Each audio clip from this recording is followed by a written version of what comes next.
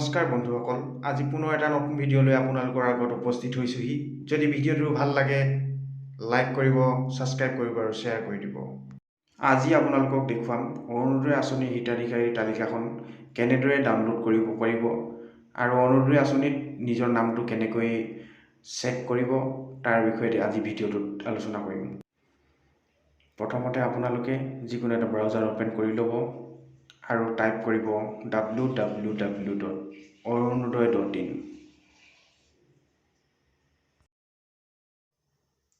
ইয়াত চাৰ্চ কৰাৰ লগে লগে আপোনালোকে এনেকুৱা এখন পেজ দেখিবলৈ পাব আৰু এই পেজখনত আপোনালোকে তললৈ স্ক্ৰল কৰি আনি থাকিব।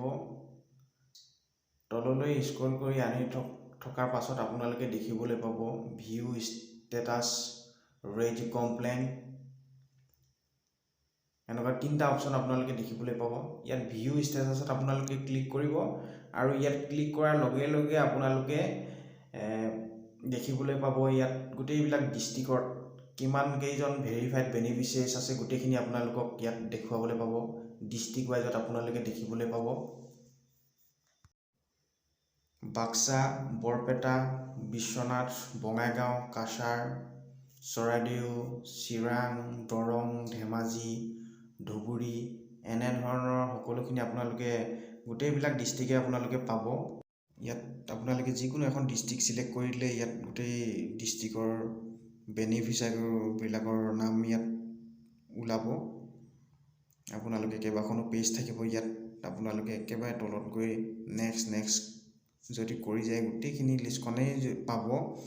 আৰু নহ'লে আপোনালোকে ওপৰত এটা অপশ্যন আছে চাৰ্চ অপশ্যন, ইয়াত যদি নামটো টাইপ কৰে আৰু সেই টাইপ কৰিলে চাৰ্চ কৰিব পাৰিব। টাইপ কৰি নামটো টাইপ কৰাৰ পাছত আপোনালোকে যদি চাৰ্চ কৰে তেতিয়া দেখিবলৈ পাব সেই বেনিফিচিয়াৰী নামত পাইছে নাই পোৱা, ফাইনেলাইজ বেনিফিচিয়াৰী যদি হয় তেনেকৈ ইয়াত নামটো শ্ব' কৰিব।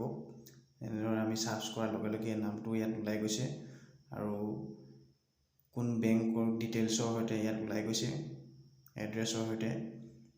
আপোনালোকে এনেদৰে চাৰ্চ কৰিব পাৰিব।